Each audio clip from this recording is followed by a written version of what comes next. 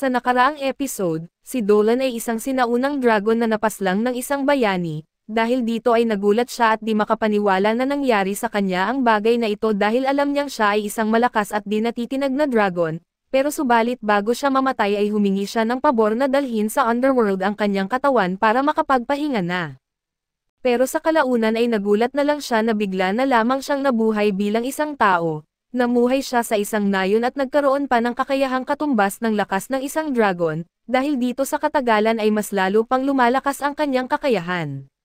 At sa pagpapatuloy, inaasahan na ni Jorg ang kanilang pag-atake kaya't maaga pa lang ay ipinadala na niya ang lahat ng kanyang mga tauhan upang depensahan ang iba't ibang tarangkahan at sabik na siyang makipaglaban ng todo kay Dolan.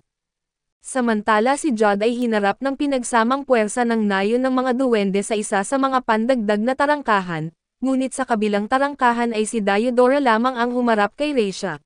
Ito ay dahil personal siyang nasasangkot at gusto niyang siguraduhin na siya mismo ang tumalo kay Reisha. Samantala sinubukan ni Nakio at ng natitirang mga sundalong duwende na talunin si Jelan, ngunit mabilis nilang napagtanto na isa itong malaking pagkakamali at si Jelan ay pinapabagsak sila ng mag-isa na halos hindi man lang siya nag-effort. Sinabi ni Jelan sa kanila na ang kanilang mahihinang atake ay hindi kailanman makakasakit sa kanya, at totoo naman dahil wala siyang kahit anong pinsala habang ang iba ay halos bumagsak na. Ayaw sumuko ng mga duwende kaya muli nilang tinarget si Jelan kaso bago sila makaputok ay bumagsak mula sa langit ang malalaking bato at nawasak si Jelan. Si Selena ang may gawa nito ngunit nagulat din siya dahil mas malakas ang kanyang atake kaysa dati. Nagulat si Jelan nang makita si Selena dahil inakala niyang kasama ito sa grupo na papunta sa pangunahing tarangkahan, gayunpaman ay naramdaman ni Selena na si Jelan ay masyadong malakas para sa mga tao sa lugar na iyon, kaya nagdesisyon siyang tumulong ng kaunti. Bagamat malakas ang kanyang salamangka at hindi pa rin ito sapat upang tuluyang mapapabagsak si Jelan, nakawala si Jelan mula sa mga bato at kinilala ang salamangka ni Selena at natuwa dahil may pagkakataon siyang harapin ulit ito, umaasa siyang mas mahirapan siya sa laban ngayon. Kahit kinakabahan pa rin si Selena sa pakikipaglaban kay Jelan dahil naniniwala sa kanya si Dolan at naniniwala rin siya sa sarili niya, kaya gagawin niya ang lahat ng kanyang makakaya at samantala si Dolan at Christina ay nasa karwahe papunta sa pangunahing tarangkahan.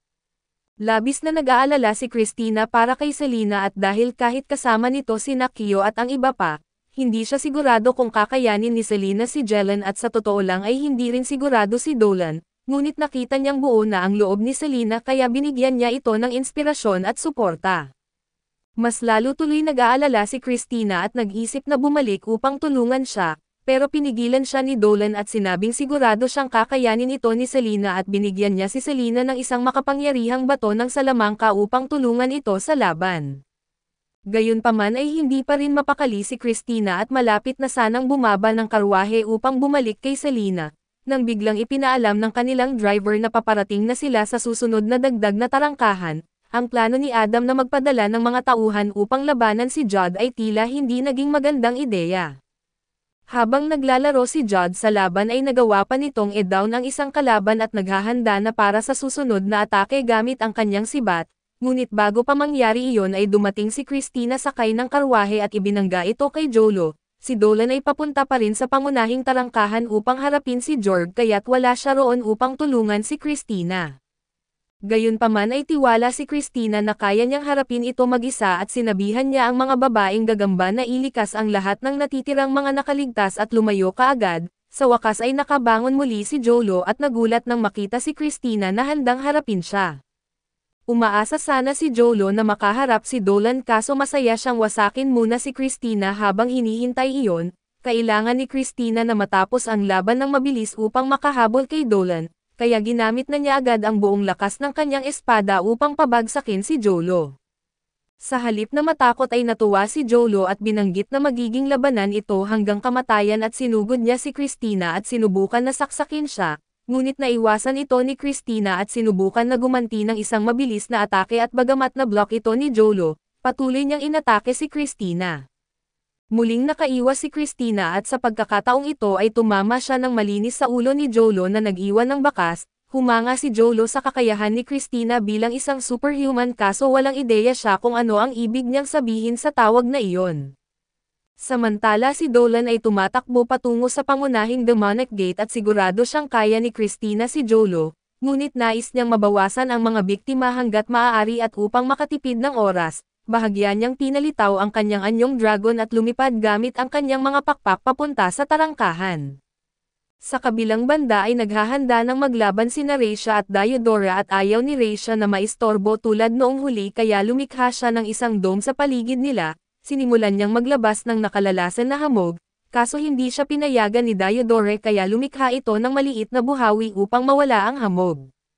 Pinuri ni Reisha ang kakayahan ni Diodora na pigilan ang kanyang lason subalit sinabi niyang hindi iyon ang tanging alas niya at gumawa si Reisha ng isang energy ball at inihagis ito kay Diodora. Hindi dapat kayang gawin ni Reisha iyon mag-isa kaya't napagtanto ni Diodora na ginagamit ni Reisha ang mga kaluluwa ng mga bulaklak na espirito na kanyang pinatay upang lumikha ng life force blasts. Natutuwa si Reisha habang patuloy niyang tinamaan si Diodora gamit ang mga ito at galit na galit si Diodora na ginagamit ni Reisha ang mga kaluluwa ng kanyang mga nasawing kasama, ngunit wala siyang panlaban sa mga energy blasts kaya't nagtatanggol na lamang siya.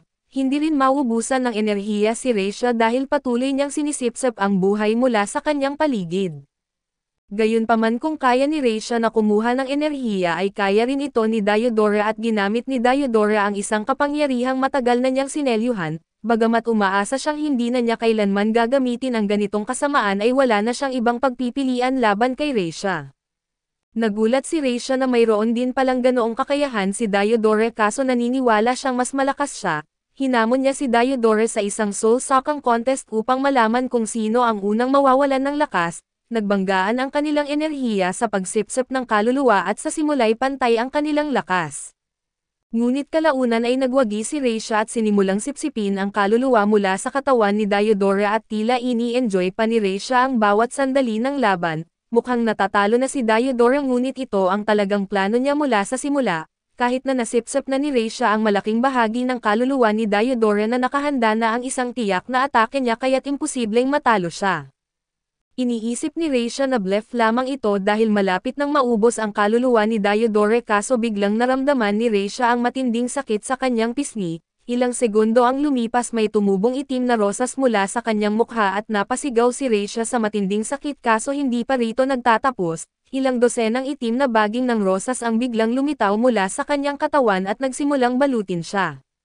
Hindi maipaliwanag ni Reisha kung paano ito nangyari kaya't ipinaliwanag ni Diodora na noong nakaraang laban nila, nagpasok siya ng maliliit na buto ng rosas sa katawan ni Reisha at ang mga butong iyon ay dahan-dahan na dumami at lumago, hanggang sa pinausbong ito ni Diodora mula sa loob ng katawan ni Reisha.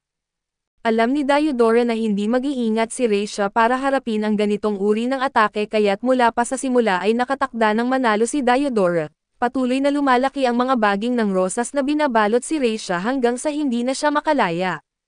Sa huli ay natalo si Reisha at tuluyang sinipsip ng lakas ni Diodora at tagumpay siya sa kanyang paghihiganti, ngunit sobrang pagod siya at halos hindi na makagalaw at napapaligiran pa siya ng mga sundalo ng demonyo kaya mukhang ito na ang kanyang katapusan at sa kabutihang palad, dumating si Dalan sa tamang oras at nagbitaw ng ulan ng enerhiyang atake upang talunin ang lahat ng demonyo at iligtas si Diodora.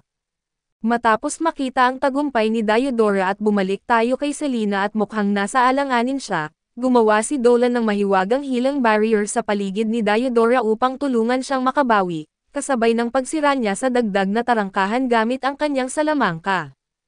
Nang magkamalay si Diodora ay nagtanong siya kung ano ang nangyari at ipinaliwanag ni Dolan na nawalan siya ng malay kaya inilagay niya ito sa healing circle upang hindi siya mamatay, hanggat nananatili siya roon ligtas siya sa mga atake ng demonyo at makakabawi siya ng lakas. Nagpasalamat si Diodora kay Dolan sa kanyang pag-aalaga kaso sinabi ni Dolan na hindi na kailangan iyon at may tanong naman si Diodora na hindi niya mapigil ang itanong, ano ba talaga si Dolan? Ipinaliwanag ni Dolan na isa siyang tao kaso ang kaluluwa niya ay nananatiling isang dragon mula sa kanyang nakaraang buhay. Biglang naging malinaw ang lahat kay Diodora subalit hindi niya akalaing makikilala niya ang isang dragon na nagkatawang tao, sinubukan niyang tumayo ngunit hindi pa rin sapat ang kanyang lakas. Pinayuhan siya ni Dolan na magpahinga pa ng kaunti. Tumalikod si Dolan at sinabing aalis na siya upang labanan si Jorg at gusto sanang sumama ni Diodora, Ngunit magalang siyang tinanggihan ni Dolan at sinabing lilipad siya kaya hindi siya makakasabay. Nagsumikap pa rin si Diodora na kumbansihin siyang isama siya, ngunit diretsahang sinabi ni Dolan na mas madali siyang lalaban kay Jorg nang wala si Diodora dahil siya'y pabigat lamang at hindi ito maitanggi ni Diodora, kaya't hiniling na lang niya kay Dolan na mag-ingat sa laban.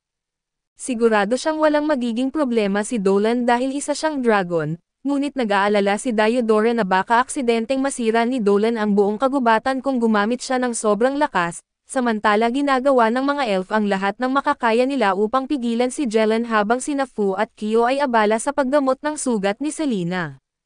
Halos hindi na makagulapay si Selena sa mga sandaling iyon kaso nang bahagya siyang magkamalay. Napansin niya ang malaking butas sa kanyang buntot at dahil sa matinding pagkabigla, nawalan muli siya ng malay.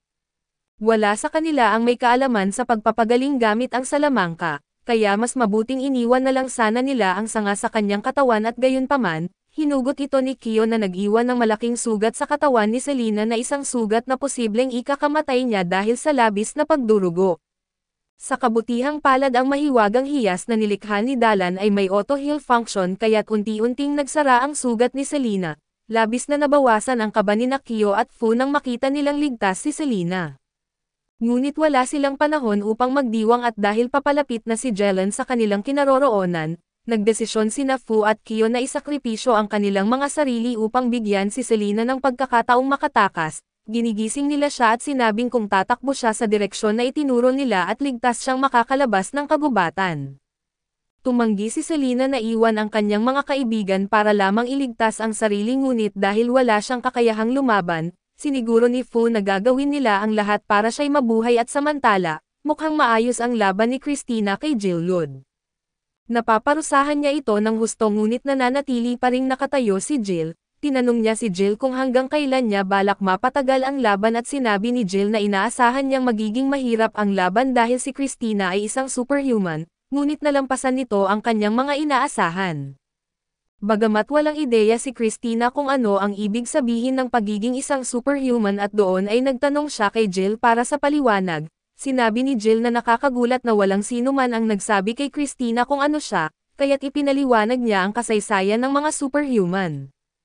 Ang mga ito ay ayon kay Jill at ang rurok ng lahi ng mga tao at nilalang na kahit tao lamang, ay nagtataglay ng mga kakayahan at talino na hindi kayang abutin ng ordinaryong tao, ngunit dahil dito ay madalas silang itinatakot at pinalayas ng iba dahil sa takot na dulot ng kanilang lakas.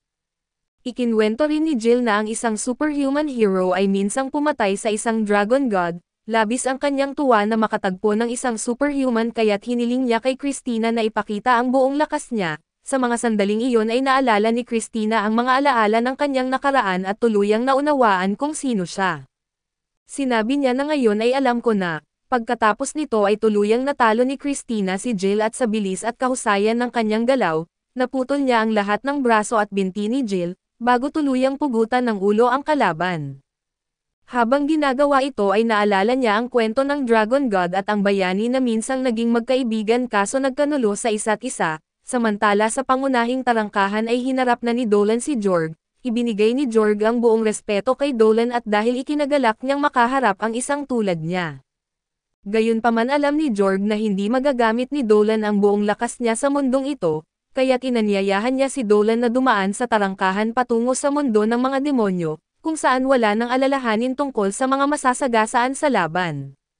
Kaso dito muna matatapos ang recap natin sa anime na ito. Salamat sa inyong panonood hanggang sa muli.